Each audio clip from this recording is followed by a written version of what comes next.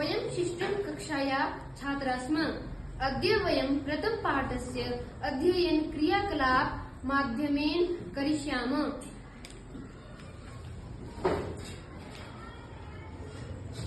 एषः कः? एषः चषकः। किम् एषः बृहत्? न, एषः लघु।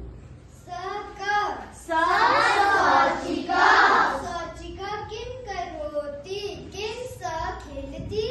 न, सः वस्त्रं सीवति। एतौ कौ?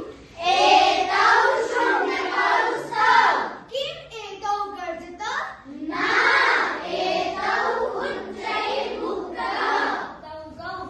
तौ बलिवर्धौ स्तः। किं तौ धावत? न, तौ क्षेत्रं कर्षत। एते के? एते स्यूताः सन्ति। किम् एते हरितवर्णाः सन्ति? न, एते नीलवर्णाः सन्ति। ते वृद्धाः सन्ति। किं ते गायन्ति? नहि, ते हसन्ति। धन्यवाद।